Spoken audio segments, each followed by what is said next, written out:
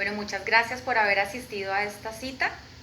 Mi nombre es Paula Matura, yo soy bailarina y actriz de profesión, por eso me encuentro en el movimiento con la práctica de yoga y en todo el tema de la Ayurveda, que es el conocimiento de la vida. Lo relaciono mucho con esta parte antropológica, psicológica y de historia que durante tanto tiempo estuve en mi profesión de actriz indagando, ¿vale? Lo más importante que vamos a tener el día de hoy es unos conocimientos no solamente acerca de la alimentación, sino acerca de nosotros quiénes somos, entender un poco la realidad que nos rodea y empezar a ver la perspectiva de la India, cuán interesante, porque es una cultura muy milenaria y que cuando la escuchamos el día de hoy se ve tan contemporánea, ¿vale? Porque está hecha de una esencia que es totalmente verdadera. ¿Listo? Bueno, entonces, para entrar en materia, de lo primero que vamos a comenzar a hablar es acerca de la historia de la India. La historia de la India, por supuesto, es muy extensa, sin embargo, voy a hacer un pequeño resumen con respecto a nuestro tema principal, que es la Ayurveda. Cuando vamos a hablar de la Ayurveda, entonces primero entendamos la etimología de la palabra.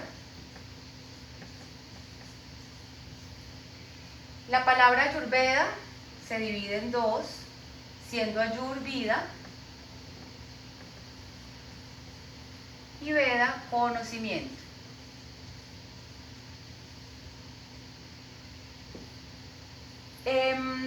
La Ayurveda se encuentra dentro de los libros Vedas. Los libros Vedas aparecen en la época védica, que se antecede al hinduismo, que es la actual. Y los Vedas son 3 libros, siendo el Rig el más mencionado de los 3, ¿vale? Y esos 3 libros tienen mucha información, una información muy valiosa. Y estos 3 libros no son ni los más antiguos del mundo ni los más antiguos de la India, son los libros que han permanecido y prevalecido más en el paso del tiempo con respecto a guerras, a invasiones que ha sufrido la India y sobre todo con el tema religioso. El fanatismo religioso ha hecho que se haya quemado información muy valiosa, que por supuesto, imagínense en este momento cómo estaríamos si pudiéramos tener acceso a todas ellas. Entonces, estos libros Vedas tienen información valiosa sobre el arte, para resumir. Tienen información sobre arquitectura, ¿vale? Tienen información donde hay versos, poesía. Y dentro de los libros Vedas encontramos yoga y encontramos la Ayurveda. Y encontramos estos 2 elementos que son claves para la salud y el bienestar. Y vamos a entender que los hindúes son una cultura que profundizaron muchísimo en la lógica, en los conceptos de la lógica, en los conceptos de la razón, del razonamiento y del materialismo. Entendemos por materialismo no el dinero. Materialismo es que el concepto de ellos es entender que nosotros vivimos en un plano material. Todo es absolutamente materia. Entonces, teniendo en cuenta eso, ellos también están dando por sentado que existe una energía superior y nosotros estamos todo el tiempo en ciclo. La teoría del materialismo habla además de que nosotros no venimos del Big Bang, ¿vale? Que quede claro. Ellos hablan acerca de que nosotros estamos en este momento en un plano material, pero que a la vez estamos ligados a algo superior, a una divinidad que es eterna, por lo tanto es algo que no tiene ni principio ni fin. ¿Listo? Entonces, basado en la lógica, la razón y el materialismo, vamos a empezar a entrarnos en el tema de la Ayurveda, porque la Ayurveda además nos describe de una manera mental, espiritual y física. En el año 2002,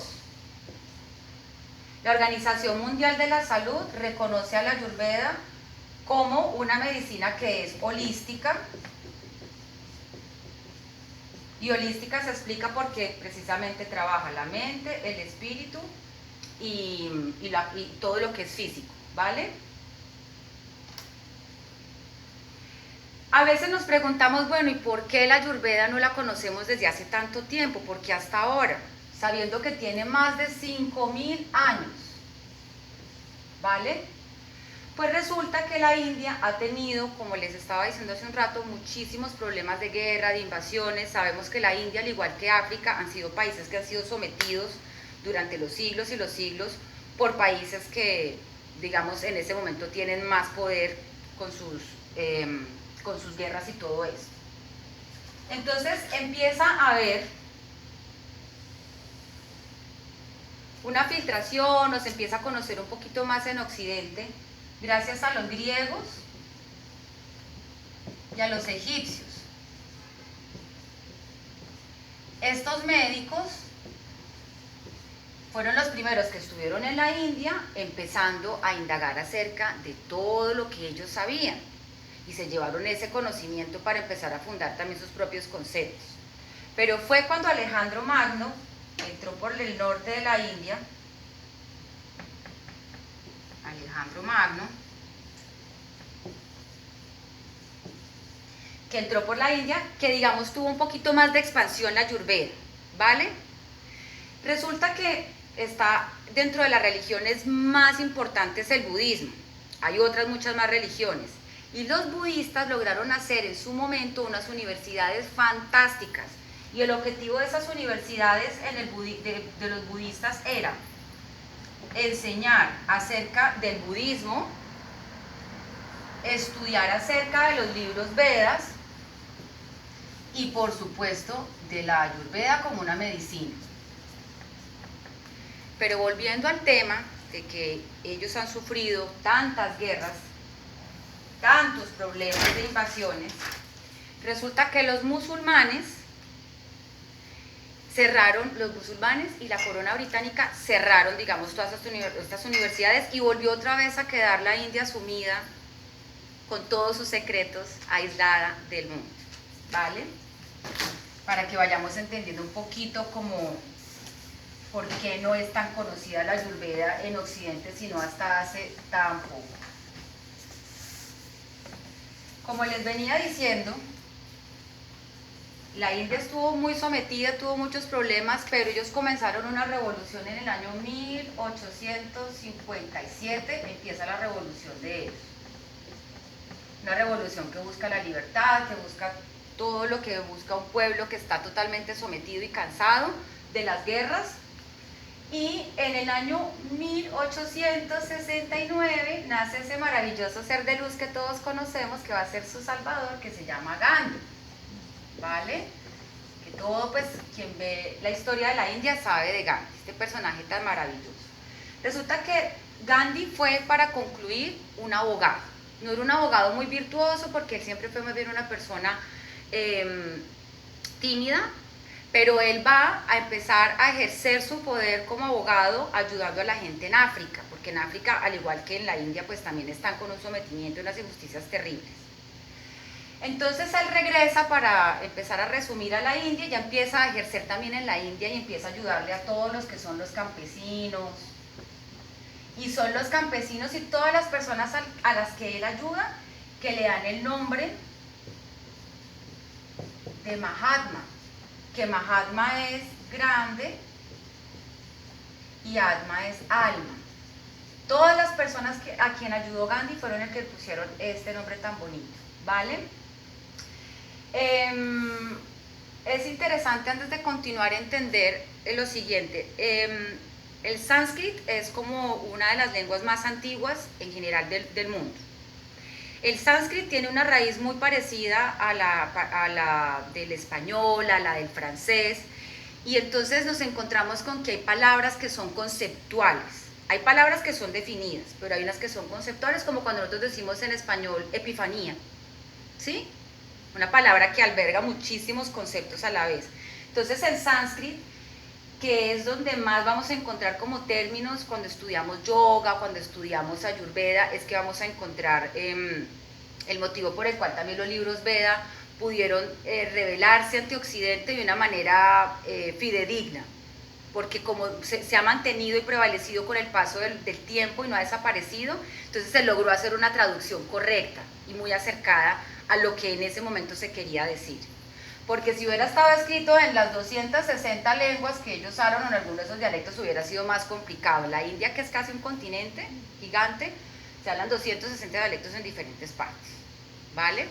Entonces el sánscrito es como la lengua en la que vamos a empezar a entender. Por eso entonces está Mahatma Gandhi, que es grande alma, Ayurveda, que es vida en el conocimiento. Entonces, dentro de la revolución empieza a entrar en el escenario en el año 1942 Gandhi. Él empieza a ponerse frente a toda esta situación contra la corona británica y ayudar a luchar a su pueblo, y en el año 1947 le entrega la libertad a su pueblo, ¿vale? Le entrega la libertad a su pueblo y lamentablemente en el año 1948 lo matan. Exactamente, esta libertad fue el 18 de agosto